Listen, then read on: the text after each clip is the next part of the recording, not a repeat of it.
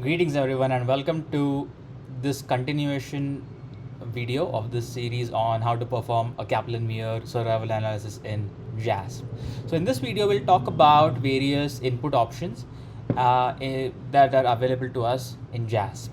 So first of all, the most important option that you need to consider is the event indicator option, and essentially that is the event indicator, so whether the patient is dead or censored or any other indicator that you might have.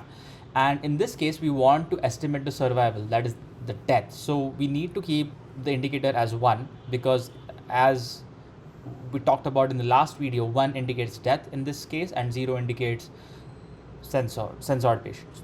So let's just keep 1 in the event indicator. That has already been selected by default for us. That's great. The subgroup analysis between these two groups, we will discuss that in the upcoming video. And once we discuss that, we will use the log rank test to compare two groups or even more than two groups. And we have a life table option here. And you can basically define steps for the life table by quantiles or by just using the default option. And this basically gives at each point of time, 5 months, 8 months, 9 months, so on and so forth, at 48 months, how many patients were at risk, how many events, that is you can see what are events, that's deaths, so how many deaths occurred, and the survival probability with its standard error and the confidence interval. So at 5 months the survival probability was around 0.91 with confidence intervals ranging from 0.8 to 100%. And at 48 months we can see that 2 patients had survived, and the survival probability was just 8% with confidence intervals from 1.5% to 46%. Right, so we have the life table. We will get a survival curve plot. I'm sure most of you are familiar with this Kaplan-Meier survival plot. This essentially is the survival probability on the y-axis and the time on the x-axis. So this is basically a time series sort of plot, and the survival probability is plotted.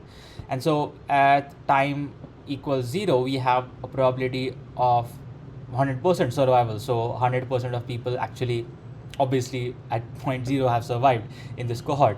And then we can see that it drops, and then it kind of sort of plateaus, not really, but again drops. So fairly a linear drop, and there's no real plateau anywhere. And the final drop is around 48 weeks. And the shaded areas are the 95% confidence intervals for the survival probability along time. And the risk table is also, gives more information. It's just the risk number at risk patients. So at time equals 0, 23 patients, that's the entire cohort, survived obviously, and at 40 weeks only 5 survived. And then till 160 weeks there was only 1 survived patient who had survived, as we can see here. And the small vertical notch you can see here indicates the censorship. So these are basically censored data. So these are essentially values of 0.